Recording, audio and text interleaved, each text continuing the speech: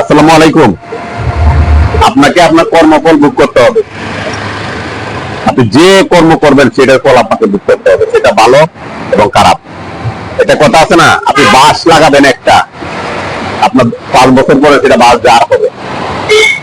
হ্যাঁ, একটা মালটা গাছ লাগাবেন, 1 বছর পরে সেটা মালটা হবে। এটি স্বাভাবিক।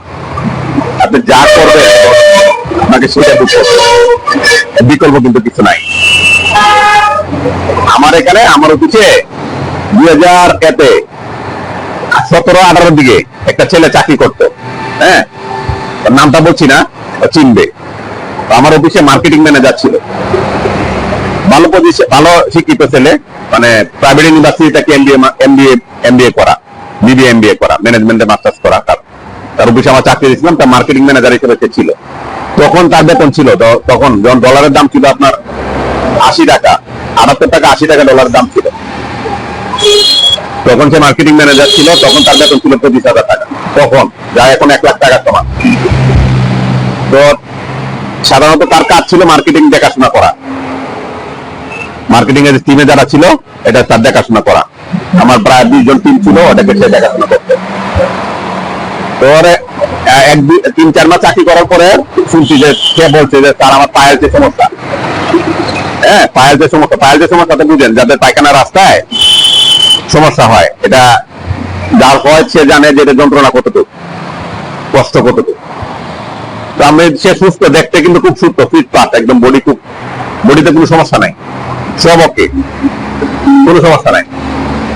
আমি বিশ্বাস করতাম না কি যে পায়ের যা সমস্যা, সে প্রচুর সিগারেট খাইতো এবং লেট করে অফিসে আসতো। এরকম করতে করতে তারপর সে বললো যে স্যার আমার পায়ের যে সমস্যা, আমি এই কারণে স্যার মাঝে মাঝে আমার কথা, আপনি সিগারেট খান কেন? আপনি তো মিথ্যা কথা বলছেন, আপনার শরীরে তো দেখে মনে হয় না পায়ের সমস্যা। তখন সে একদিন মেডিকেল টেস্ট নিয়ে আসছে, টেস্ট গুলো নিয়ে আসছে এবং সে ছবি তুলে নিয়ে আসছে। তো পায়ের যে সমস্যা, আসলে আমি তো বুঝি না, আল্লাহ আমাকে আল্লাহ যার না হয়েছে যে রোগ সেটা কিন্তু সে বুঝবে না, তা বোঝা মুশকিল যে কার কি সমস্যা। ঠিক আছে, তখন আপনার এই যেমন তাকে করলাম, দেখলাম, দেখে তাকে আর দায়িত্ব করে দেয়া, মানে দায়িত্বটা একটু কমায় দেয়া, তাকে আমি বললাম যে ঠিক আছে তাহলে, মানে বাইরের যে সমস্যা মূলত বলছে বাইরে তার জানি করতে হয় তাই। তখন আপনি যখন তাকে এই কাজ করা বাদ দিয়ে কিছু কম কাজ কমাই দিলাম, অফিসে বাসায় কাজ করলো, তাকে বললাম যে আপনি বিলটা, মার্কেটিং এর যে কাজটা করে বিলটা হবে, যে মানে কাস্টমারের কাছে বিলটা থাকবে, বিলগুলো আপনি নিয়ে আসবেন কাজ করা। সেটা করতে করতে সে একটা বিশ্বস্ত হইলো। তখন সে মানে বেশি অ্যামাউন্ট, লাখ 2 লাখ টাকার মতো, মানে 2 লাখ টাকার উপরে বিল পাইলো, এলো সে 10 টাকা বিল পাইলো, বিল আনতে গেছে, তারপর আর তার খবর নাই, সে আর আসে নাই। ঠিক আছে, সে আর আসে নাই, বিল নিয়ে চলে গেছে। তারপর তারা ক্রুদ লাগাইছি, তার বাসায় বাড়িতে তার এমন অবস্থা নাই, তো রোহিঙ্গা বাড়িতে তার সেরকম অবস্থা নাই। আর সে যে আমার সাথে এরকম করছে, বিষয়টা কিন্তু এরকম না, যেরকম করছে বিষয়টা কিন্তু এরকম না, সে কিন্তু আরো অনেকের সাথে করছে, জানে, এটা সবাই জানে, খোঁজখবর নিলাম, বলছে না এরকম বিচার আরো করছে, সে এরকম আরো চুরি করছে, বাঁচছে।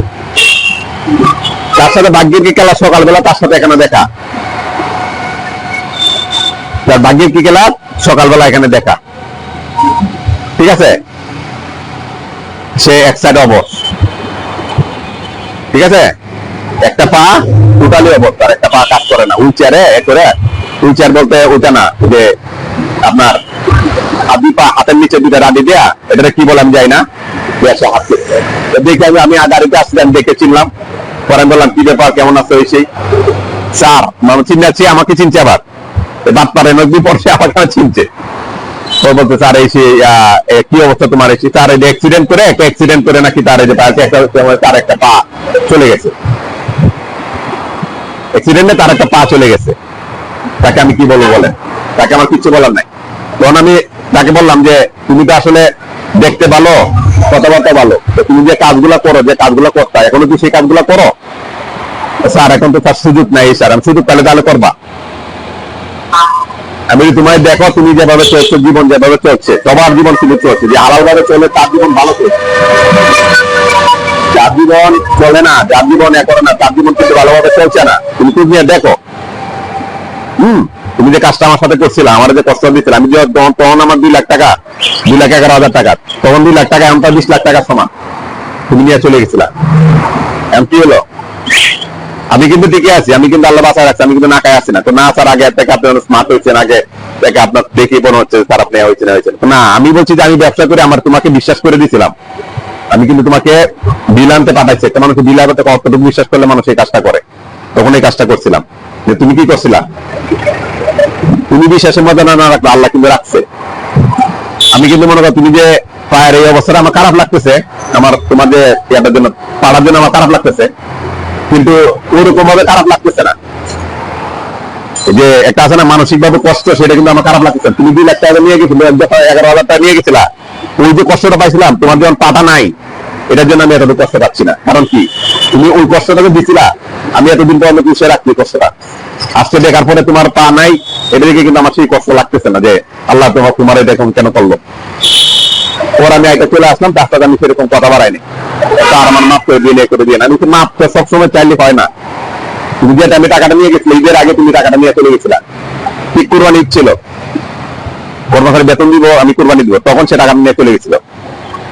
ঠিক আছে, আপনি সুযোগ পাইলে আপনি কাজটা করবেন, সুযোগ পাইলে আপনি ইউজ করে ব্যবহার করে আপনি আমাকে ছেড়ে দিবেন। আমার কথা বলতেছি, আপনি ছেড়ে দিবেন। আপনি মনে রাখবেন কত তার সাথে প্রায় কত 8-9 বছর পরে দেখা। ঠিক আছে, কারো কিন্তু আপনি যে যেটা করবেন, যে কর্মের ফল যেটা করবেন, যেটা যদি হালাল থাকে সেটা আপনাকে বুক করতে হবে, কোনো ছাড়ন নাই। আপনি কিন্তু এরকম বিশাল ভাবে বুক করবেন, তখন কিন্তু অনুতপ্ত হওয়ার পরে কিছু নাই। কারণ এমন একটা করবেন, কারণ টাকা হচ্ছে আপনার না, এটা আপনার আজকে কাউকে চলে যাবে, টাকা আপনার কোনো কাজে আসবে না।